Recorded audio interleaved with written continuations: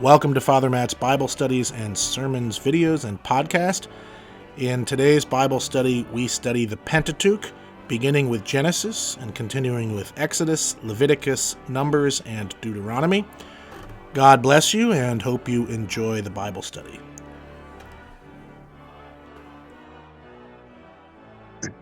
Let us pray. Almighty God, send your blessing upon us in this Lenten season.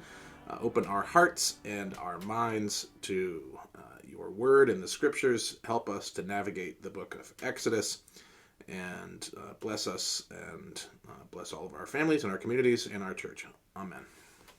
Amen. Okay. Just going to jump in. I'll give a little bit of background. We're on Mount Sinai. We're with Moses, and he's gotten the 10 Commandments, and I'll just share the screen and jump into this so you can see it. If I can find, there it is. Okay, I'm going to guess you can see join Zoom, right? Okay. Just going back to chapter 20, right? He got up on the mountain, and we got the 10 Commandments. And then right after the 10 Commandments, there was thunder and lightning and the trumpet, and then Moses went back up into the mountain again. And we talked about how that works in the narrative. And then we get what's called the Covenant Code, and you'll see why, I think, later today as we go through it. But it's a series of laws that are very close in some ways to some of the stuff that you might see in like Hammurabi's law code. We talked a little bit about that as well. And today, actually, we'll see some things that are pretty much identical. But it starts off with idols of silver and gold of other gods, which is more specific than the second commandment, which just says no idols whatsoever. And then the next one, which we talked, and then it talks about where you can sacrifice, and you can build an altar of this or that, of stone, but it can't be hewn, and you can't have stairs on it, and it can be dirt, and you can build it anywhere you want, which again seems slightly out of place with some of the historical stuff around the temple and what have you, but it's pretty clear that at this point you could sacrifice kind of anywhere. And it's also fairly out of place with what we're going to read probably in a couple of weeks when we get the instructions of the tabernacle and where everything must always be done. So there's a couple of traditions here. Two of them have the tent of meeting tradition, which is that's exactly where Moses talks to God.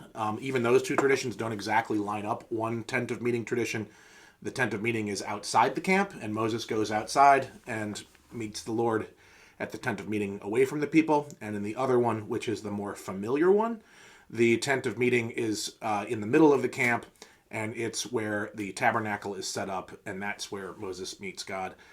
This one that we just read last week with, in every place that I cause my name to be remembered, is a different tradition and reflects a time that you actually see in the Bible. People like Samuel, who is serving at the shrine in Shiloh, right? And there's shrines in Bethel and places like that. So there was a time when there were plenty of other shrines in the in-between time between the wilderness and the temple itself getting set up in the times of the judges and what have you. The other part that we did last week was law concerning slaves, which again feels very strangely out of place in some ways right after having come out of Egypt, where, again, in one of the threads, they were slaves. And this law about slaves is how to treat your own slaves who are Hebrews.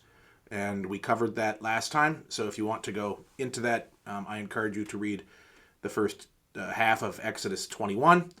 And now we're going to get into laws around violence. And again, this should feel fairly familiar in a lot of different ways, but it reflects, there's a lot of commonalities between some of the other law codes all around the ancient Near East at the time, and you'll see, I think, some of those.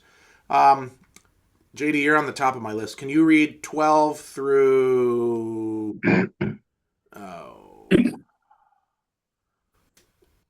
let's do 18 and see through 19 and see if that works. Okay.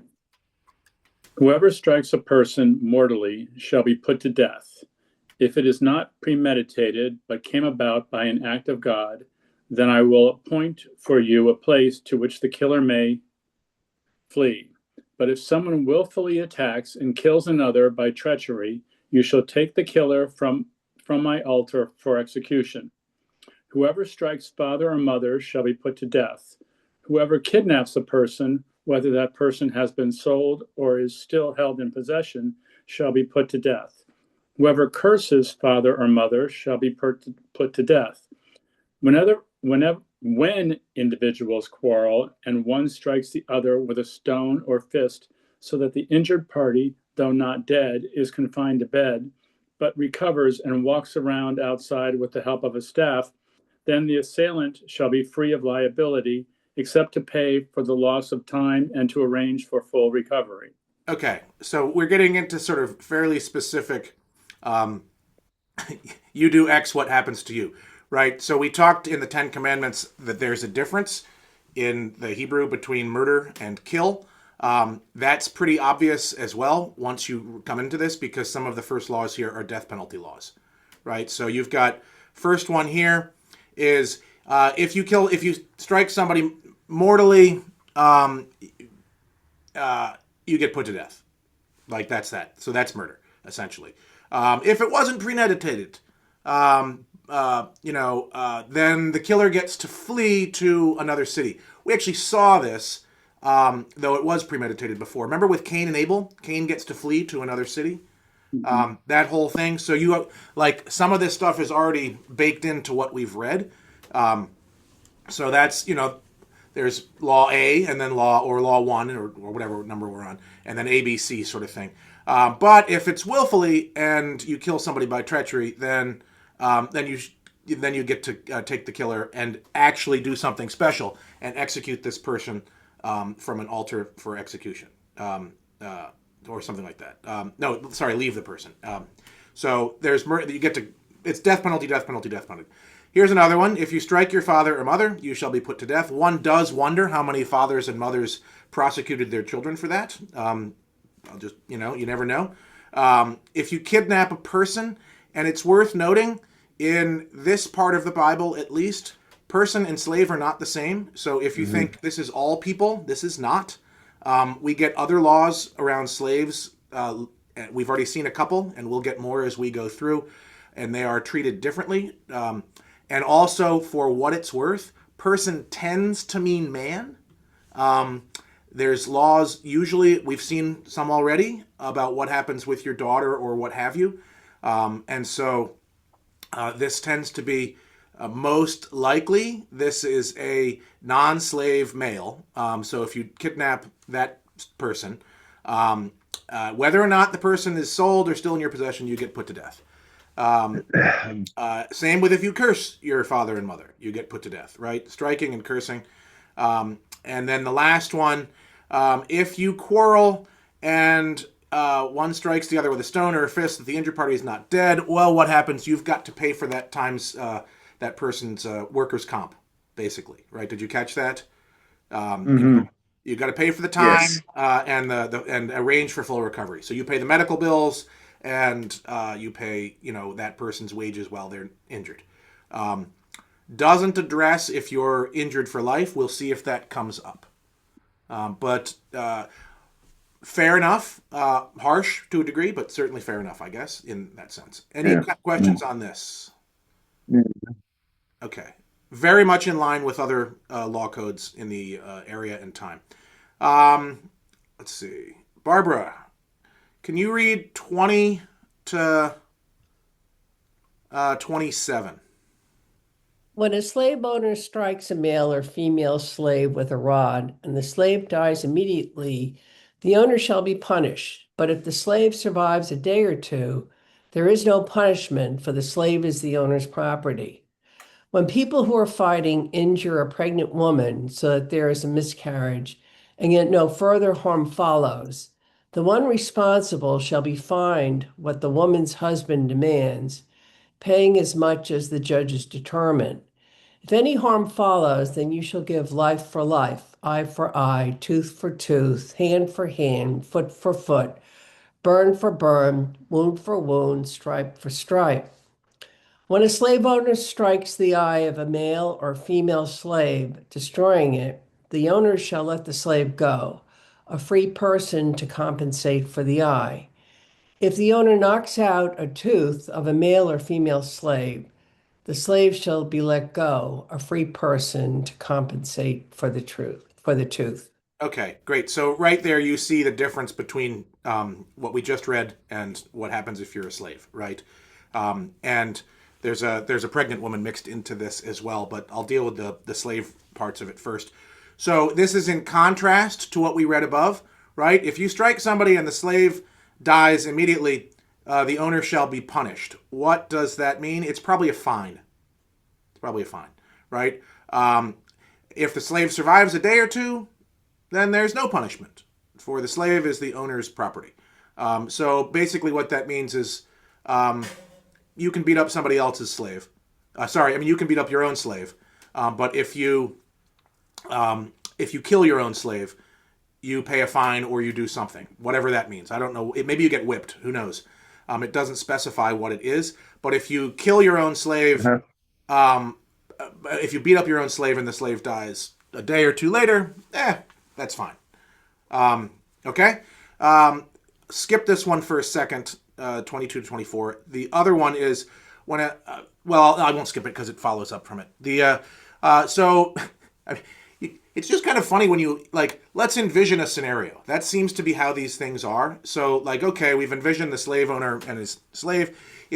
So two people are fighting and they injure a pregnant woman and there's a miscarriage, but nothing else happens. Then you pay a fine.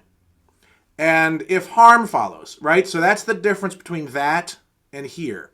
If harm follows, it's probably that if you kill the woman or her eye or tooth or this or that, then it's eye for eye, tooth for tooth, that sort of thing, right? So if you accidentally kill the pregnant woman in a fight and a miscarriage happens, that's a bigger problem than if you just happen to... if the miscarriage just happens. How they determine this, I don't know. But there you go. So you've introduced the eye for eye thing, right? Everybody knows that. That's straight out of Hammurabi and what have you. And then you get a modification of it, which deals with slave owners, again, and slaves. So what happens if I've got a slave and I strike out the eye of my male or female slave? The slave gets to go free because that's a big enough injury to the slave that there you go. Now, what does that slave do? And does that slave get money? And we don't know, but the slave is now free. Same thing if you knock out a tooth, you get to go free. Again, we don't read this in church very often for all sorts of reasons. Any comments on that? So, yeah, on the eye for the eye, tooth for the tooth kind of thing, a lot of people view it as if you lose your eye, you get to, you go for the other guy's eye. But I've heard the other interpretation is that it's a way of stopping the revenge. So, if you hit me and you take out my eye, I can only go that far. I can't keep it. What it's saying to me is you can only take his eye. That's it. When you do that, you're done. Move along. So it's not necessarily okay, go ahead, go for it. It's that's the most you can do. Yeah, I think that's the point of this, is right. That it's setting up clear boundaries. We may not agree with some or even many of them, but we are setting up it's setting up clear boundaries. And again, a lot of these are fairly universal across the region. It's when it's kind of when you're in our town, this is what you abide by, right? I mean, we have these locally. When you are in New York City, we all know you never turn right on red, right? Full stop. And there's the penalty for that, right? This is what the penalty is for that and this. And if you go further, say you're in a fight and somebody injures you and takes your eye, and you can't. it only allows you to go further. Sorry, not go further. It only gives you a. So I mean, these whole law codes they're exactly what you'd think they are. I mean, they give you basically, it's no different to a degree than now. It's a case study of, okay, this is what happened and how it played out. So we've got a law set up on it. It's worth noting. It's actually really worth noting the narrative line that this law code is in, right? Which is, for the record, this is the one that doesn't have the slavery in Egypt. This is just the one that they're oppressed.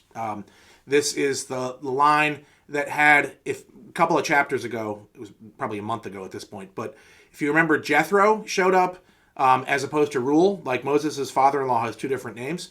And in this one, his father-in-law's name is Jethro.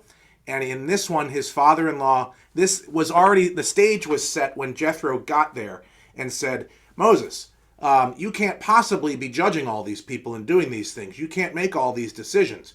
You need to make sure that there's a whole group of people that know what the rules are, and you only deal with the big cases, right? And then we paused on that. And now we revisit that a couple of chapters later, and Moses is up on the mountain, and surprise, not at all, actually. He's getting a list of from God of what the rules are. And so these are not just for Moses. This is for the people, and it's probably specifically for his local or regional judges. I mean, you can get into the idea of the judges itself in the book called Judges, where there were regional people that did this. But even in Moses' time in this whole part of the narrative, he will pretty quickly set up, and he already did it actually, he set up people that will be the ones that adjudicate the regular, average, everyday things. Like this. Gee, Moses, what do I do if I put my slave's eye out? Well, this is too big, this is too small for me. Your local judge will take care of it, and here's the rules that we've got. Does that make sense? I think? Okay. I think we covered these. Any other questions or comments on these? Yeah. Okay. Bob Landis, can you read 28 to the end of the chapter? You're muted. Muted. Bob, you're muted. Yes, I am. When an ox gores a man or a woman to death, the ox shall be stoned, and its flesh shall not be eaten, but the owner of the ox shall not be liable. If the ox has been accustomed to gore in the past, and its owner has been warned, but did not restrain it, and it kills a man or a woman, the ox shall be stoned, and its owner also shall be put to death. Oh. If a ransom is imposed on the owner, then the owner shall pay whatever is imposed for the redemption of the victim's life. If it gores a boy or a girl, the owner shall be dealt with according to this same rule. If the ox gores a male or a female slave, the owner shall pay to the slave owner 30 shekels of silver, and the ox shall be stoned. If someone leaves a pit open or digs a pit and does not cover it, and an ox or donkey falls into it, the owner of the pit shall make restitution, giving money to its owner, but keeping the dead animal. If someone's ox hurts the ox of another so that it dies, then they shall sell the live ox and divide the price of it, and the dead animal they shall also divide. But if it was known that the ox was accustomed to gore in the past, and its owner did not restrain it, the owner shall restore ox for ox, but keep the dead animal. Okay. Presumably this goes beyond just oxes, for what it's worth. But the concept here is fairly straightforward, right? And it's actually not all that different than what we have today, right? Replace ox with dog, right? If your dog attacks a woman or a man and kills them, then you kill the dog, is what the rule here is, right? Or bear, right? If there's a bear, then you kill the bear. In this case, it's an ox. So even then, you can still eat it. But the owner's not liable because nobody saw that coming. However, if your ox has accustomed to gore people in the past, right? If this has happened before, and for whatever reason, nobody killed the ox the first time around, right? Now you are liable, right? And the owner is put to death as well because you've been you've been a bad ox owner who has violent oxes around. I have no idea how violent oxes are, but apparently violent enough to have these laws up front. But that's essentially what's going on. So if you're liable, you get punished too. And again, the same rule here. It may seem extreme, but somebody died, so it's still the same eye for eye rule, right? Or tooth for tooth. So you die because you are responsible for this. If a ransom is imposed on the owner, then the owner shall pay whatever is imposed for the redemption of the victim's life. So you can pay a fine, if that makes sense, right? That gives you, like, say it's like, well, we don't want so-and-so to die because so-and-so is a valuable member of our community, so you can pay a fine. If it's a child, same thing, same rules. If it's a slave that dies, well, you have to pay 30 shekels of silver. So again, there's a very different value level placed on a slave versus on a person. But in this case, children are specifically singled out as being the same as people. Just wrap your head around that for a little bit, because sometimes they are and sometimes they're not. If someone leaves a pit open, doesn't cover it, and an ox or a donkey falls in, you got to pay a fine, right? But you get to keep the animal. So if you have, that's kind of funny actually, right? So like if I have a pit, and your ox falls into it and dies, I have to pay you the value of the ox, but I at least get to keep the animal because it wasn't my fault, the dead animal, so I can eat it. And the last one is ox to ox violence, right? If somebody's ox hurts the other ox and it dies, then you sell the ox, you divide the price, and they divide the animal, right? That makes sense, right? Somebody's ox dies, kills another person's ox. Bob, your ox kills my ox. Okay, we divide my ox, we eat it, and we share it, and then we sell your ox, and we split the proceeds from your ox. Okay? And the last one, however, if it was known that the ox was accustomed to gore other oxes in the past, and its owner did not restrain it, then the owner shall restore ox for ox, but keep the dead animal.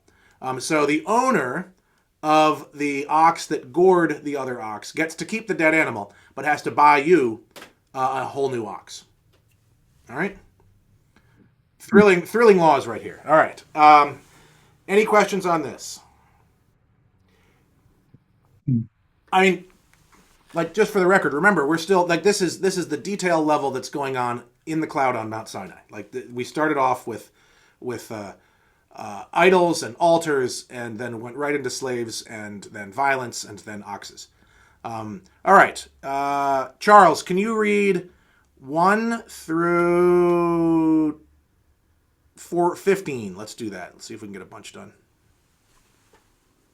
When someone steals an ox or a sheep and slaughters it or sells it, the thief shall pay 5 oxen for an ox and 4 sheep for a sheep. If the thief is found breaking in and is struck dead, no blood guilt is incurred. But if it happens after sunrise, blood guilt is incurred. The thief shall make full restitution, or if unable to do so, shall be sold for the theft. When the animal, whether ox or donkey or sheep, is found alive in the thief's possession, the thief shall pay double. When someone causes a field or vineyard to be grazed over, or lets livestock loose to graze in someone else's field, restitution shall be made from the best in the owner's field or vineyard. Where fire breaks out and catches in thorns, so that the stacked grain or the standing grain of the field is consumed, the one who started the fire shall make full restitution. When someone delivers to a neighbor money or goods for safekeeping, and they're stolen from the neighbor's house, then the thief, if caught, shall pay double. If the thief is not caught, the owner of the house shall be brought before God to determine whether or not the owner had laid hands on the neighbor's goods. In any case of disputed ownership involving ox, donkey, sheep, clothing, or any other loss of which one party says, "This is mine," the case of both parties shall come before God. The one whom God condemns shall pay double to the other. When someone delivers to another a donkey, ox, sheep, or any other animal for safekeeping, and it dies, or is injured, or is carried off without anyone seeing it, an oath before the Lord shall decide between the two of them that the one has not laid hands on the property of the other. The owner shall accept the oath, and no restitution shall be made. But if it was stolen, restitution shall be made to the owner. If it was mangled by beasts, let it be brought as evidence. Restitution shall not be made for the mangled remains. Oop, sorry. There you go. Okay. When someone borrows an animal from another and it is injured or dies, the owner not being present, full restitution shall be made. If the owner was present, there should be no restitution. If it was hired, only the hiring fee is due. Okay, great. All right, these are. You should be getting the point, I think, right? There's a logic to this. If you do things intentionally, you're in big trouble, right? If you do things unintentionally, you just have to pay a fine, right? You have to make it right. But if you are, so right here, right, if you're a thief, you got problems, right? So if a thief breaks in, this is fascinating, actually. If a thief breaks in and nobody was killed, right? This is essentially stand your ground, right? If a thief breaks in and is struck dead, then what is it? No blood guilt is incurred. This is just, it's like an ellipsis in here. For what it's worth, but if it's after sunrise, right? So you can kill a thief. This is really interesting. You can kill a thief in your house at night, but not during the day, right? If somebody breaks in during the day, other people are up, this and that, you ought to have been able to call for help, that sort of thing. So you don't kill a thief during the day, which is a fascinating ellipsis right here. Now, the thief has to make full restitution, and if the thief can't, the thief is sold into slavery, right? The thief, right, if you steal something, you pay double. That's much worse than an ox wandering into your property or something like that. Same thing with arson, right? If you're arson, you got to make restitution if you from the best of your field, and all that stuff. Then we get a little bit more complicated in 7. If you loan somebody something, and they're stolen, then the thief still has to pay double. But if the thief is not caught, well, what happens if my lawnmower was stolen? It was over at JD's house, right? Well, the owner shall be brought before God to determine whether or not the owner had laid hands on the neighbor's goods. What does that mean? That's different, right? This is the first time we've gotten something that's a little different. And I mentioned earlier this whole business of Moses is handing off all of the lesser things to the local magistrates and judges and what have you, but occasionally something will come up that's big enough that you have to actually bring it to Moses or bring it before God. And we will see more of this as we go forward, but they have, and you can see it in different places, but it's pretty likely that there was a custom that essentially you would draw lots. There was this thing called the Urim and Thummim, I can't pronounce it exactly, which was on the high priest's garment. And you'd go in for a big case and throw it before the tabernacle or the Ark of the Covenant, and however it came up was how the decision was decided. That's one way, or it could be brought to Moses, who makes the big decision. But essentially, it's you go to the highest religious authority for the decision is what's going on here, right? So, and the reason this is like this is, how would you know it was a thief, right? So I leave my lawnmower at JD's house, and JD says the next day, hey, your lawnmower was stolen by a thief, but there's no evidence that there was ever a thief. So how do I know JD didn't steal my lawnmower or sell it, right? And there's no background of JD being a lawnmower thief in the past and what have you. So we bring it to the higher authority, who determines whether or not JD owes me a lawnmower or it's just bad luck, because no thief was ever found. Make sense? Okay. Again, we get more into disputed ownership, right? Disputed ownership of when things are disputed, what do you do? And this is kind of as you read through this, there's a logic to it. If you are intentionally guilty of doing something, you're in big trouble. If it was an accident, you just have to pay a fine. If it's to a person, it's a higher penalty, going up to eye for eye, right? If it's a slave, usually it's just restitution. If it's to an animal, it's some sort of restitution. And then when it's a disputed thing, then again, Both parties shall come before God. Can anybody think of the biblical example of this happening? There is one. It's very, very famous. And they don't go to the highest religious authority. They go to the highest local authority. Solomon. Solomon. Solomon, right? It's exactly this, right? Now, it's not an ox or a donkey, right? But they both say, this is mine.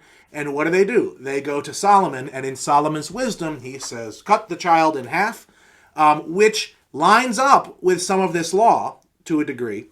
And then one of the women, who's the real mother, breaks down and says, no, let the child live. And the other says, yeah, cut the child in half, right? And Solomon says, aha, the one that wants to cut the child in half is clearly not the mother. And that one gets punished, right? It lives this out in Solomon. So there's examples in the Bible that you see this actually happening.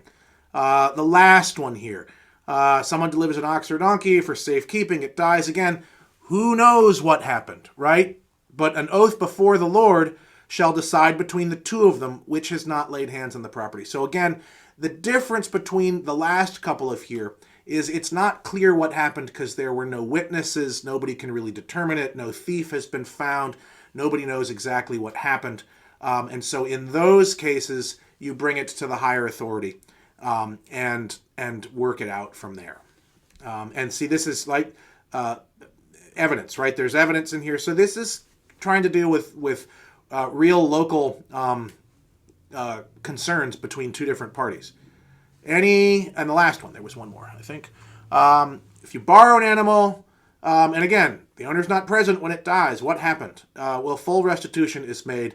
And then in this case, right, there's no question of what happened. You borrowed it, and the animal was injured. It's your fault. You're responsible for it.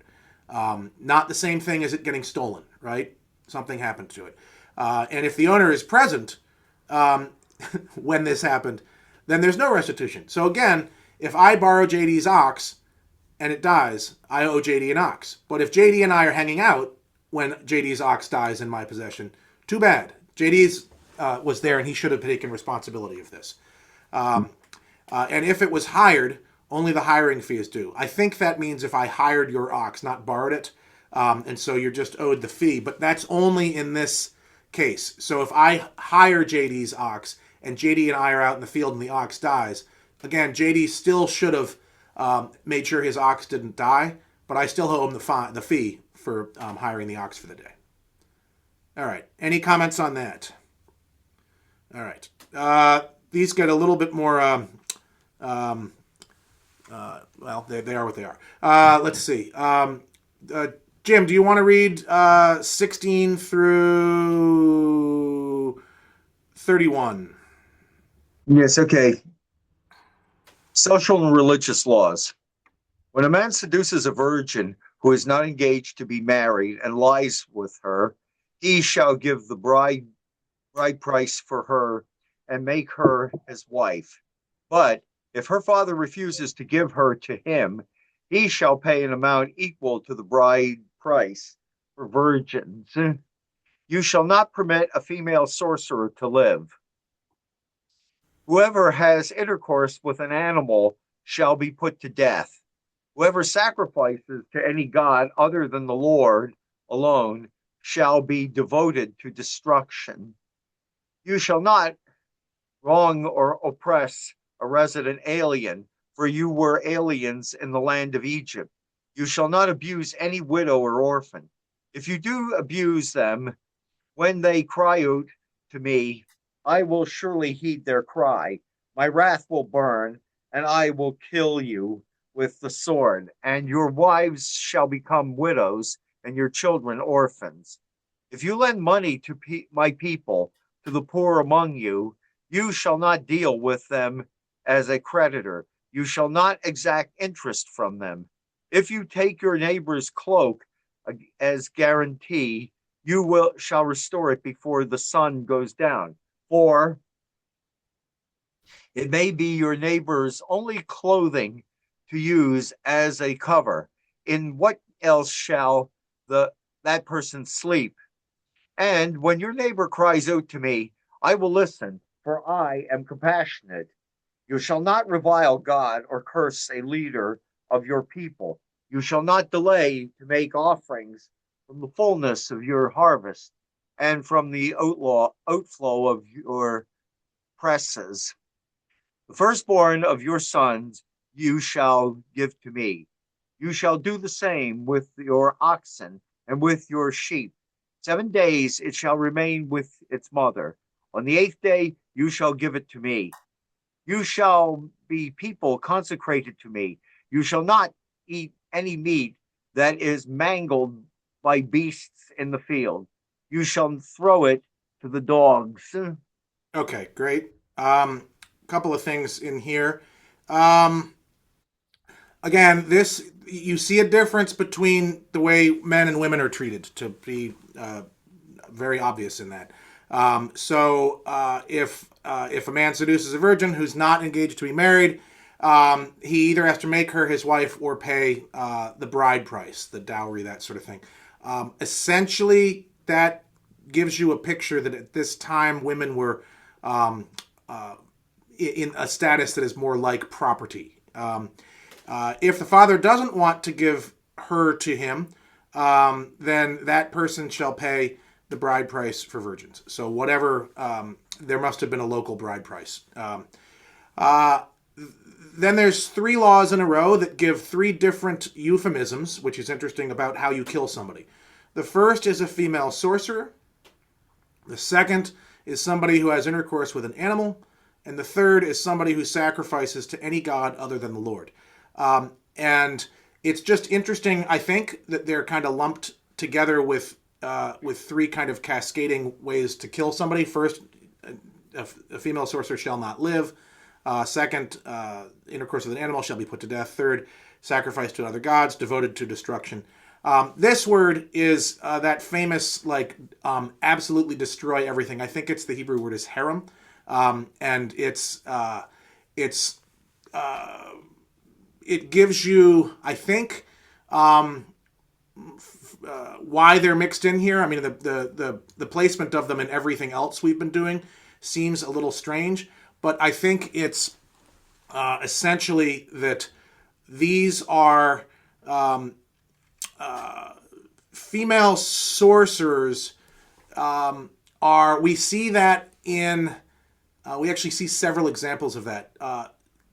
Saul, as in like King Saul, goes at one point to the Witch of Endor, and he gets in big trouble for that, right? So there were sorcerers at that time, and if you know kind of Greek history, the oracle at Delphi and that sort of thing, that's probably what we're talking about, is local oracles. And so those are no-nos. You don't do that, and you don't have local oracles. And in this case, they tend to be female. And the punishment there is death. We just don't have sex with animals. That's that. And sacrificing to any other god is, again, like you don't sacrifice to Baal or to Asherah or to Moloch or any of the other gods that were around.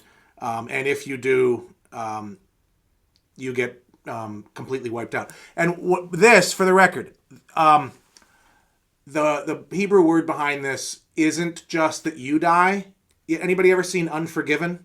There's a Clint Eastwood movie called Unforgiven.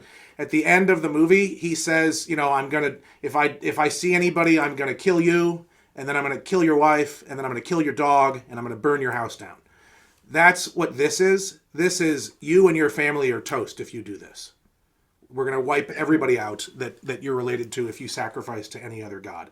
So that's what devoted to destruction. The Hebrew word is more than just like you get killed. It's you and your kin get wiped out. All right. Then we get a series of laws that are that all have kind of editorial comments in them, which is kind of interesting. Right, this one's linked to Egypt. Well, you don't do this. Why? Because you were aliens in the land of Egypt. So you don't oppress any alien or wrong them in any way because you were relevant today. You shall not abuse any orphan or widow. If you abuse them and they cry out, I'm going to hear their cry, and my wrath is going to burn, and I'm going to come and kill you with the sword, which is interesting.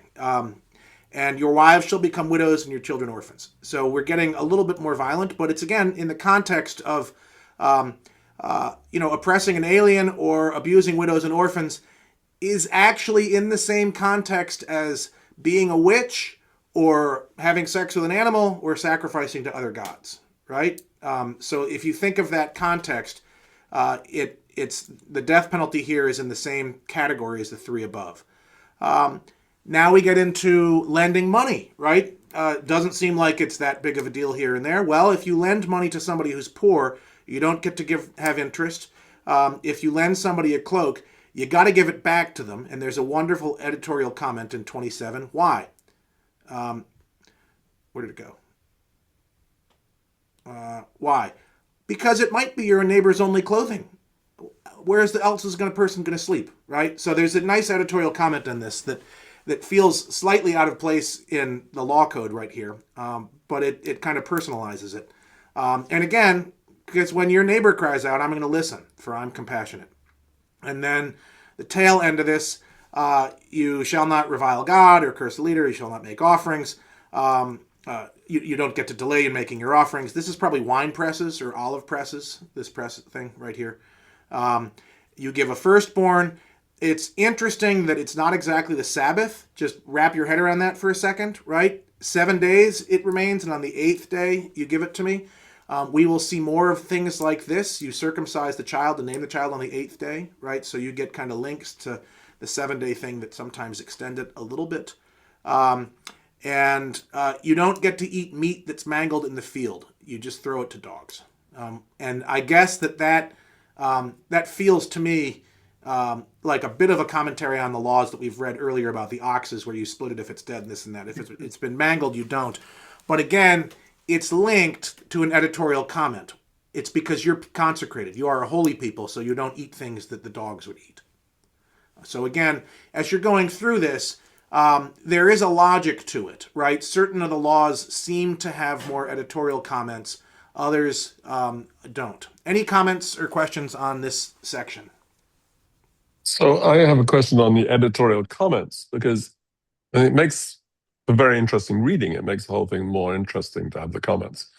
But I just wonder do you think that when the laws are very short and to the point, it's kind of generally accepted as a law, and the other ones, the editorial ones, it's like you're trying to convince people that this is actually a good law. Thinking about the 10 Commandments, most of them are very, very short. But then you got the Sabbath and you got the idols one, which go on forever. I'm just wondering if at the time these were controversial laws or something, or the editor was trying to justify it? I don't know the answer to that, but that's a great point. I mean, I think that's probably likely in some way, shape, or form. I mean, where's this is a perfect example, right? The resident alien, and has been in many cultures all the way up to including today. People are like, why should I care, right? Well, there's a reason. You should care because you are aliens in the land of Egypt, right? That's why. Why should I care about widows and orphans? They're not my problem. Well, I'm going to cry out because, it doesn't say it here, but did you notice the end of it? You don't like widows and orphans? What happens if you become, if you die and your wives and your children become orphans, right? So you take care of people that are in a position, and there's a logic to it. And I think you're right. Same thing with the cloak one. You never know if it's going to happen to you kind of thing is the logic. But I do think you're right. Like, naturally, people will be like, yeah, sure, there's restitution for an ox or a lawnmower, or a slave or this or that. But I think when you drift into some of these that may have been a little harder to enforce, and maybe even at the time, right? Like, certainly we see all over the place, not just in the New Testament, right? You see Jesus saying that you're not observing the law and this and that, but we see the prophets do it continually, right? The prophets are constantly saying, you guys are not taking care of the resident aliens. You're not taking care of widows and orphans, and God is mad. So I do think that was probably harder to enforce, and maybe the editorial comments help you get there. And they are more interesting to read. I totally agree. They're still harder to enforce. It's hard to enforce today. Yeah. You shall not wrong or oppress a resident alien. None of this, the literal Bible crowd seems to skip a lot of the Bible. All right, so, Right. all right, let's keep going. We're going to get more of this. Justice for all. We're not quite done, but I think this chapter finishes it. So it's 8:47. I think we should stop because otherwise we'll be reading for another 20 minutes. So the covenant code continues for another chapter, and then there's the actual covenant at the end, and we'll read up on this when we get there. But the reference point at the Eucharist, every time we celebrate the Eucharist, have you ever thought about what the exact reference point is when Jesus says, "This is my blood of the new covenant"? Anybody have any idea what that reference point is specific? I mean, I've kind of given it away, but what the specific reference point is. Did you ever think about where it came from before? No. No. I mean, I would have always guessed, well, it must be the Passover, right? There's blood and that sort of thing. But there's no covenant at the Passover, right? We've read a couple of different times, we have a covenant with Noah, right? Remember Noah's covenant? It was the rainbow. And then we have a covenant with Abraham, and his covenant is cutting animals in half and walking between them, but it doesn't between them with a big fire pot in the middle of the night in a dream. And if you know, and his covenant is also, I say yes and I go to the land, and the Lord rewards him with the land and countless children. But that's not referred to as a covenant of blood, right? And now we're beginning to get covenants on Mount Sinai, and two of the different narrative sources have covenants in them. This one does. One is simply Moses goes up and gets something that is usually translated covenant or testament, which is not the ideal translation necessarily. But in this one, and we'll see it, after this string of laws, which, as we've noticed, get more and more personalized as we go through, but after this string of laws that started with the Ten Commandments and then kind of took a break, it's not clear if the Ten Commandments are exactly the same narrator, but at the end of it, there's a big covenant ceremony in blood. And I think that the linking point for what Jesus is talking about at the Eucharist is probably that covenant, right? This is a new covenant in blood. And a lot of what Jesus talks about are things that we just read, right? A lot of his teaching and his parables deal with widows and orphans and resident aliens and strangers in the land and treating people well. And you probably remember from the thing we just read, right? Let me share this because you know the passage. Where's the coat, right? What do you do with a coat here? If you take your neighbor's cloak as a guarantee, you restore it. Well, we'll get more about cloaks and things like that. But one of the things that Jesus says, right? If you loan your neighbor, if your neighbor asks you for a cloak, what do? You give them both of them. You give them two cloaks, right? That sort of thing. So if your neighbor asks you to walk a mile, you go 2 miles, right? So there's a lot of the teaching that Jesus is giving, and for what it's worth, a fair amount of it comes from St. Matthew's Gospel, which looks in a lot of ways like a parallel to some of this, with Jesus up on a mountain, right? The Sermon on the Mount, that sort of thing. A lot of it is taking some of this and going even farther with it. And so you get this new covenant in my blood. It will look a lot like the covenant, or at least some of the language will be, that we see at the end of all this. All right. Any comments or questions or anything at all? Okay, so next week I'm not here. So if you sign on and I'm not here, I told you.